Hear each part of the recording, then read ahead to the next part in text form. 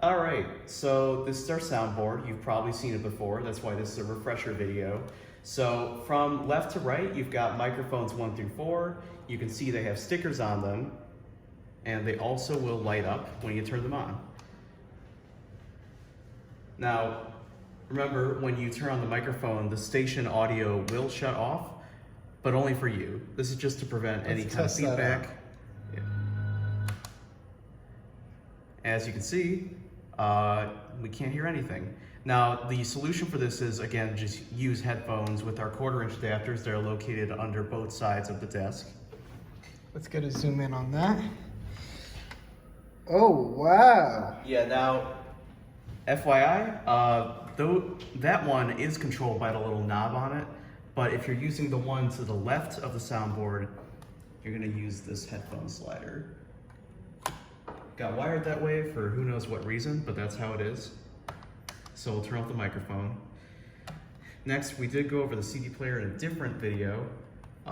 Basically, what was explained before is you put the disc in, and when you're ready, you just hit on and it'll play. Same for CD2. CD USB, it's only used if you're gonna be playing back what you've recorded through the system. Next thing here, Audio Vault. That's on the screen over here. You don't have to do anything with the screen, it's just kind of a fun thing. So, again, the thing you'll do when you come in to do your show, you'll turn this off, or you'll fade it out, turn it off, turn on the inputs that you're gonna be using, which we'll go over in a sec, a little demonstration of that. So, all the way past the ones that got Coke spilled on them, we got USB audio. We don't have a USB male-to-male cable right now, but that's what you would use. Good for laptops, good for sometimes phones. Aux-A, that's the one, that's usually the red and gray connector. At the moment, it's a 1/8" to 1/8" cable, but just know this is your standard headphone style connection for playing music off your phone. And that's basically it for those. Next, we have TT, that's the mixer. Now that's where we have our turntables and the CDJs plugged in. I am not somebody who knows a lot about using the CDJs, so that's up to our house DJs. But if you ever need help with using the turntables, you could easily email one of us to tell you the general steps. Last one here is Telos, that's our telephone system. That thing right here, oops. Actually turned on the line, but that's, yeah, our lovely analog system, which I'll show you how to use in a different thing. This is going well. All right, so one other thing here. We'll go over the programs as well. So you have program 1, which is the live broadcast. That should always be on for automation. And 2 runs over to the CD USB recorder from before. 3 and 4 are not anything specific, so you could run really anything you want through them. And in order to do that, let's have a little demonstration. So, say you came in, you want to use Aux-A for testing. Well, you would go to Audio Vault here, make sure that basically the program you're gonna use is off. In this case, we'll do 4.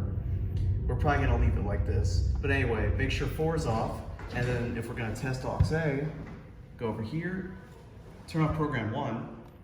Now, if you were to start playing something through there, you would hear it. The only thing you gotta do is change this thing labeled control room up here over to 4. And if there were audio running through the phone, then that would be working. Now let's demonstrate what it's like otherwise. This is still what people are hearing on the radio. So you don't have to worry about interrupting any kind of live broadcast for that kind of testing. So now, actually, this part over here is back to where it should be when your show is done. So we'll go ahead and turn everything back onto where it should be. The other way to test the Aux-A or any other input is to use the Q button. So what will happen when you hit this is you'll see it change up there on our little mirror thing, and then you'll hear the audio come through the soundboard. This is absolutely terrible for knowing your volume levels, but it's good for knowing if your audio works at all. Key example being somebody had put the input cable in the output, and then I was trying to do my show and I had dead air because I didn't realize it was in the wrong port. So, good for testing if something works without messing with any of the inputs or anything like that. And then actually, if you hit on, that turns off as well. Just another thing to note. let's see. So when you come in to do your show, say your show is mostly just music, you should probably put your mic around the red line or so. You should probably have a CD player around the 30 to 40 mark. And so you're using aux A. Generally red line is safe, but adjust as needed for getting that either above or at negative 12 decibels, as we have noted on our sign that we may replace with a typed out sign eventually. So yeah, you'll come in, you should put them up to where you want them volume wise, fade out, turn off the automation, do your little show intro with the station ID, which you should remember is you're listening to WIT 88.9 FM Chicago. And you'll do that intro, then you'll do your personal intro, whatever music you're gonna play that day, etc.